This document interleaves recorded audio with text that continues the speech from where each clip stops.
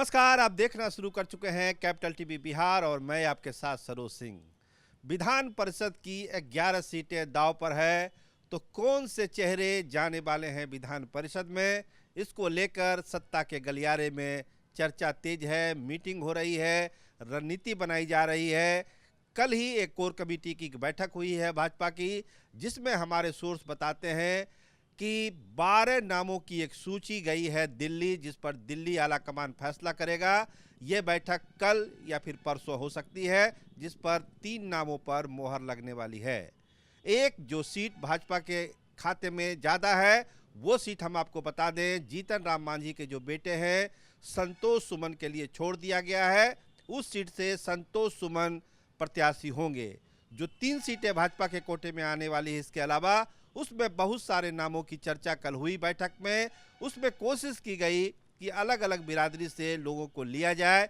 देखिए, कुछ नाम चर्चा में आए हैं, जैसे प्रियरंजन पटेल हैं, राजकुमार पटेल हैं, इन सब नाम हैं। अभी जो 12 नाम गए हैं, उसमें कुछ नामों का खुलासा हम करेंगे अगले प्रोग्राम में, लेकिन 12 लोगों की सूची चली गई है दिल्ली कल एक फाइनल होके, जिसमें 3 नाम को अंतिम रूप दिया जाएगा। देखिए, भाजपा की कोशिश है कि कम से कम एक अपर कास्ट को भी इसमें शामिल किया जाए विधान परिषद वाले में, क्योंकि देखिए अभी तक जो पॉलिसी बनाई जा रही थी भाजपा की तरफ से, उसमें ये लग रहा था कि कहीं अगड़े की उपेक्षा तो नहीं हो रही है। तो लगता है कि राजपूत समाज से कोई एक प्रतिनिधि इसमें जाएगा, एक पटेल समाज से जाएगा। 2 नाम की हमने चर्चा की है। प्रियरंजन पटेल पुराने नेता हैं भाजपा के, विधानसभा चुनाव के लिए भी कई बार दावेदारी इनकी रही है, भाजपा के लिए समर्पित रहे हैं और संगठन का काम बखूबी करते हैं। तो कहा जा रहा है कि प्रेम रंजन पटेल को इस बार जरूर विधान परिषद में भेजा जाएगा। इसके अलावा हमने कहा कि अगले से एक राजपूत उम्मीदवार हो सकता है, लेकिन सबसे ज़्यादा चर्चा अभी हो रही है राजद की कि राजद से कौन कौन जाएगा। तो राजद के लिए जो नाम जो हमारे सोर्स हैं वो बताते हैं कि राबड़ी देवी का नाम तो फाइनल ही है। इसके अलावा जो और सीटें हैं, उसमें जो नाम सामने आ रहे हैं, उसमें एक पहला नाम जगदानंद सिंह का है। क्योंकि कहा जा रहा है कि इस बार वो लोकसभा चुनाव लड़ने के मूड में नहीं है, तो विधान परिषद से लालू प्रसाद चाहते हैं कि वो चले जाएं और वहां पर सदन का प्रतिनिधित्व करें, ऐसी चर्चा है। इसके अलावा श्याम रजक एक नाम उभरता है कि श्याम रजक को भी भेजा जाए, क्योंकि उनको लोकसभा का टिकट मिलने की संभावना ना के बराबर है। इसीलिए पुराने नेता हैं और कोशिश है कि इनको एडजस्ट किया जाए। लेकिन जो एक सबसे बड़ा नाम, एक सबसे बड़ा चेहरा सामने आ रहा है अब्दुल बारी सिद्दीकी का, क्योंकि अल्पसंख्यकों को, मुस्लिम बिरादरी से एक सीट तो लालू प्रसाद को देनी ही देनी है, क्योंकि राज्यसभा में भी उसने प्रतिनिधित्व नहीं मिला था। और जो गुस्सा है मुसलमानों का, उस गुस्से को शांत करने के लिए अब्दुल बारी सिद्दीकी का नाम सबसे आगे चल रहा है कि उनको भेजा जाए इस बार विधान परिषद में। अब अब्दुल बारी सिद्दीकी पर है कि वो ये न्योता स्वीकार करते हैं या नहीं करते हैं, लेकिन कहा जाता है कि समर्पित सिपाही हैं आरजेडी के, पार्टी का जो आदेश होगा उसको अब्दुल बारी सिद्दीकी जरूर मानेंगे। तो नाम राजद में जो चल रहे हैं, राबड़ी देवी तय है, अब्दुल बारी सिद्दीकी, श्याम रजक और जगदा बाबू, ये नाम चर्चा में है जिनको आरजेडी अपना उम्मीदवार बना सकती है विधान परिषद के चुनाव में। अब बात कर ले रहे हैं कांग्रेस और वाम दल और माले की कि इस बार क्या होगा, किसका प्रतिनिधि होगा। तो जो हमारे सोर्स बताते हैं ये यही है कि माले से मीना का नाम लगभग तय कर दिया गया है कि वो विधान परिषद में जाएगी।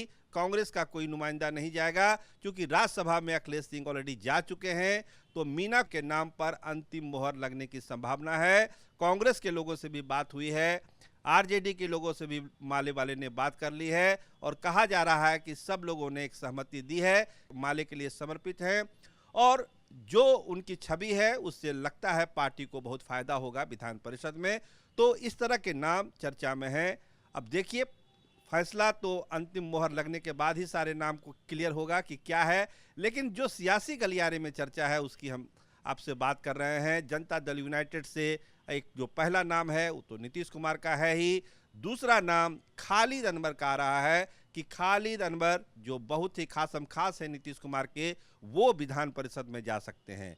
तो इस तरह के नाम सत्ता के गलियारों में सामने हैं, अंतिम मोहर लगनी है। लेकिन सबसे ज़्यादा नज़र थी आरजेडी को लेकर है क्या अल्पसंख्यक समाज में अब्दुल बारी सिद्दीकी का नाम फाइनल होता है या किसी मुस्लिम नेता को, दूसरे मुस्लिम नेता को दिया जाएगा? देखिए, देना मजबूरी है, क्योंकि ग्राउंड लेवल पर भी हम लोग देखिए अभी चुनाव यात्रा में हैं, ग्राउंड लेवल पर भी जो फीडबैक है, मुसलमानों में एक गुस्सा है कि आरजेडी मुसलमानों की उपेक्षा कर रही है, मुसलमानों के टिकट काटे जा रहे हैं। जब सत्ता में थे उसमें भी हिस्सेदारी नहीं है, 18% हमारी आबादी है, तो हमारी उपेक्षा क्यों हो रही है? तो नाम जो आ रहा है सामने वो अब्दुल बारी सिद्दीकी का है। देखिए, राज्यसभा के लिए भी जब चर्चा थी तो उस समय भी उनका नाम आया था, अब्दुल बारी सिद्दीकी का, हिना साहब का, लेकिन क्या हुआ आखिरकार में आप जानते हैं, मनोज झा और संजय यादव चले गए राज्यसभा और मुस्लिम का कोई प्रतिनिधि नहीं गया। तो वो गलती को सुधारने के लिए, देखिए दूसरे लोग इसको गलती मान रहे हैं, लेकिन राजद के लोगों का कहना है कि देखिए हमको सबको एडजस्ट करना है, तो जब जब मौका आएगा हम अपनी चीज़ों को एडजस्ट करेंगे और इस बार जरूर किसी अल्पसंख्यक को भेजा जाएगा, ऐसा राजद खेमे में भी चर्चा है। तो देखिए कौन सा नाम आता है, या फिर अब्दुल बारी सिद्दीकी के नाम पर मुहर लगती है। राबड़ी देवी का नाम हम आपको कह चुके हैं। इसके अलावा जो नाम है वो जगदा बाबू का है, जो प्रदेश के अध्यक्ष भी है पार्टी के, और श्याम रजक जो पुराने सिपाही है, कुछ बहुत दिनों तक इधर उधर भी रहे लेकिन फिलहाल राजद में है। क्योंकि राजद से ये सोच है कि जिनको लोकसभा का नहीं लड़ाना है सीनियर लीडर को, उनको विधान परिषद में एडजस्ट किया जाए। इस लिहाज से जगदानंद सिंह और श्याम रजक का नाम सामने आया है, और नीतीश कुमार का नाम तो जेडीयू से है ही, खालिद अनवर का हम आपको बता चुके हैं। भाजपा की जो लिस्ट है वो कल या परसों तक फाइनल हो जाएगी, लेकिन पटना में होमवर्क पूरा हुआ है।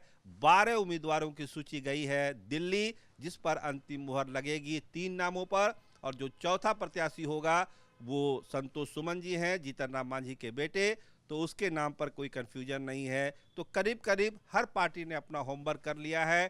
क्योंकि अभी समय है नॉमिनेशन में, तो उस पर अभी घोषणा तो नहीं होगी, लेकिन इतना तय है कि उन्होंने अपना होमवर्क कर लिया है। क्योंकि अब देखिए चुनाव का समय है, लोकसभा चुनाव पर ज़्यादा ध्यान देना है, प्रधानमंत्री भी बिहार आने वाले हैं, उनकी भी रैलियां होनी है 2 तारीख को बेगूसराय में और औरंगाबाद में।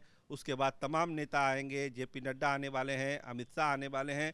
तो ये सब जो होमवर्क है भाजपा चाहती है कि पहले ही निपटा दिया जाए, लास्ट स्टेज में कोई माथापच्ची ना हो और सारा ध्यान लोकसभा चुनाव पर दिया जाए, इसको लेके चर्चा है। देखिए, एक दो जो और पॉलिटिकल डेवलपमेंट होने वाले हैं वो भी हम आपको बताएं कि आज आनंद मोहन वाले केस में अंतिम फैसला आना है।